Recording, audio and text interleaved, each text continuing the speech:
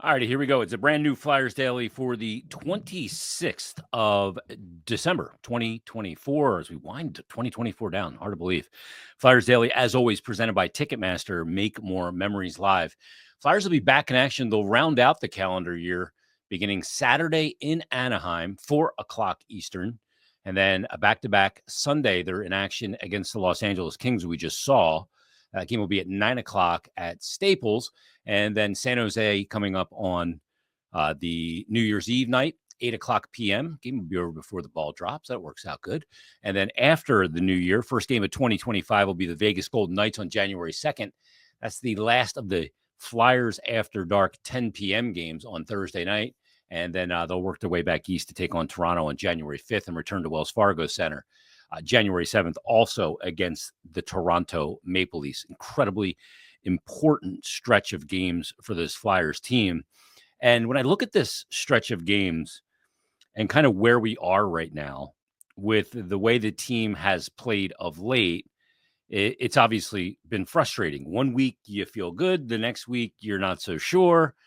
The next week you go, I feel really good. Then the next week, oh goodness, where are they going? It's been up and down, and you feel like it's been really hard to attach to the Jekyll or Hyde team of this season because that's just kind of the way it's been. I mean, right now, though, they've lost 4 of their last 5, and a time when other teams are playing well, like Pittsburgh, and moving in the standings. Flyers are moving, but just in the wrong direction.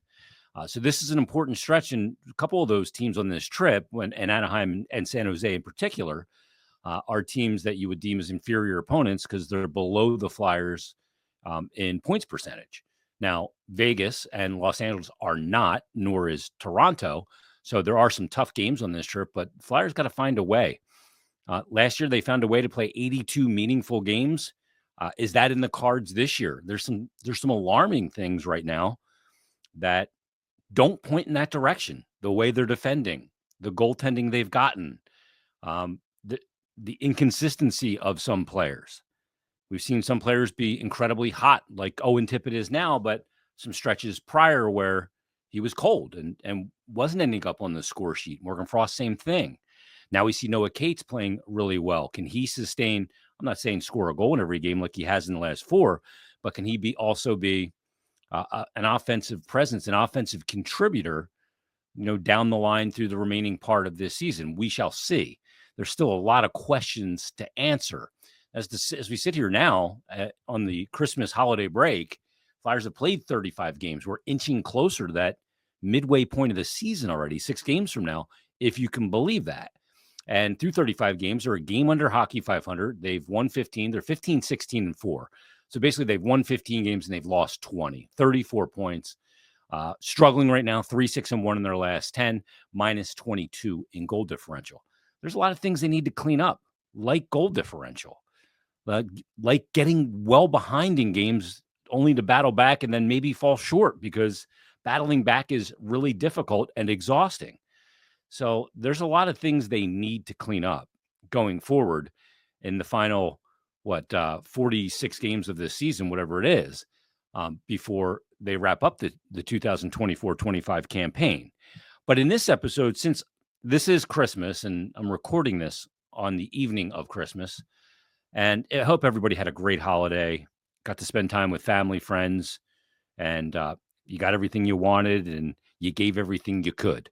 That's what Christmas is about, giving everything you can, not necessarily getting everything you want. There are things we want for this Flyers team, though.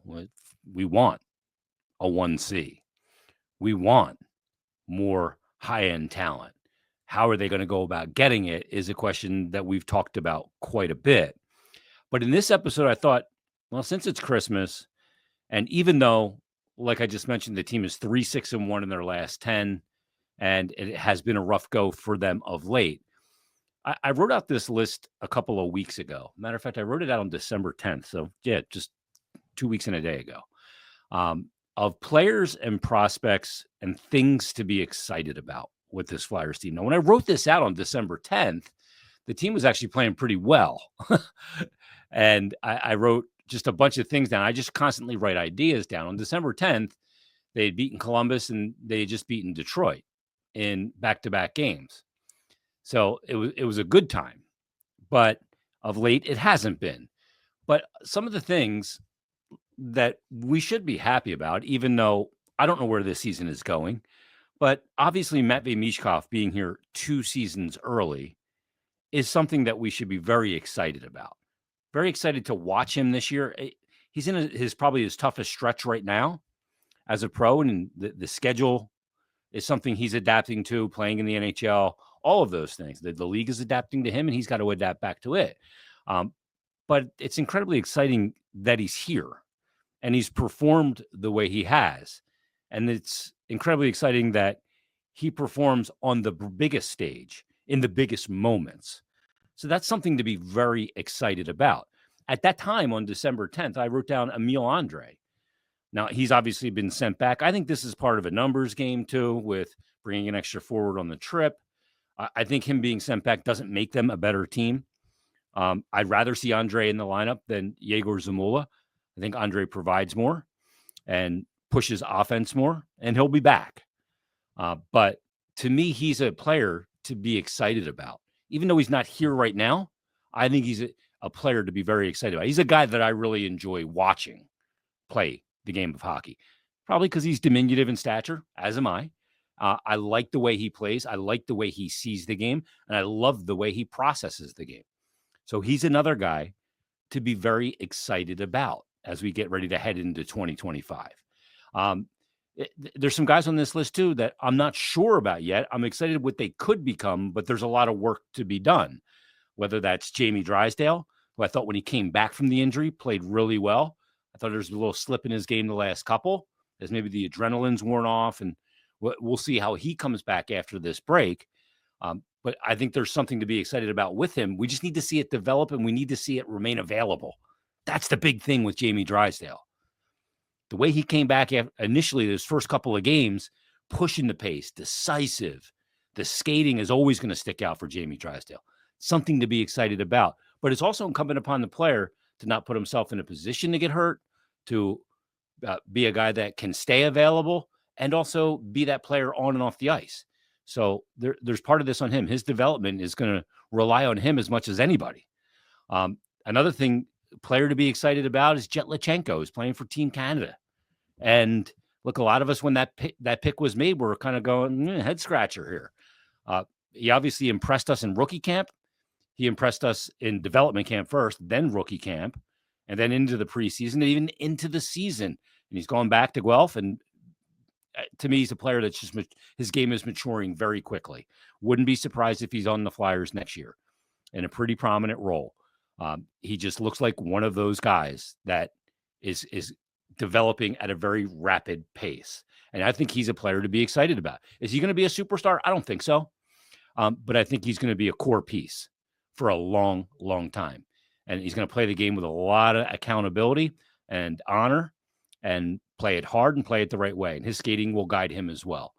I wrote down a couple of goalies here to be excited about. You have Sam Ersson, who's been a struggle this year. I'm not going to throw the baby out with the bathwater, though, and pretend that his good stretches last year didn't happen. But I'm also not going to pretend his bad stretches last year didn't happen. I don't know where it goes for Sam Ersson. I don't. Again, a lot of that's going to be incumbent upon him and also the environment that's in front of him. But I'm excited about Kolosov to see what he can do. He needs refinement. His game needs refining. It needs some guardrails, some control put into it. And if he can do those things, I think he's obviously got the athleticism to be a real good NHL goalie.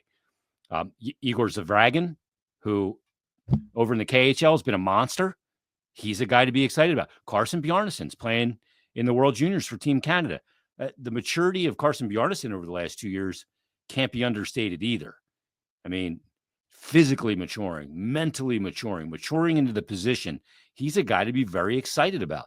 Helgi Grans came up and showed us something. Maybe there's something to be excited about with Helgi Grans. I mean, another thing that I'm excited about is 3 first-round picks this year, 6 in the top 45. And I don't even think you use all of them to pick players. What they can do with those picks has me excited. So I'd love to hear from people. Just during the break here, maybe we just park some negativity if we can and kind of look at the things that are good about what's going on right now. It's hard to do that when you kind of see loss after loss at times. It's hard to focus on a positive, but we've got a little break. Let's kind of look at some of the positives with this team and this organization right now. I'd love to hear from people. You can tweet me at Jason Myrt, JasonMyrt. You can always DM me there as well. You can send me emails at jason.myrtetus, Myrtetus at gmail.com. And tell me, what are the positives right now about where the Flyers are? Some may say that their record's not good. That's a positive. They'll get a better draft pick. Okay. If that's the way you feel, totally fair. What are the things that you're positive about with this Flyers team? You can look at, obviously, some of the young players that I mentioned. Michkov is a big one, but Andrei's a big one.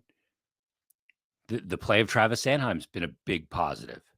Maybe dropped off a little bit of late. Cam York's got to get his game back to that high level.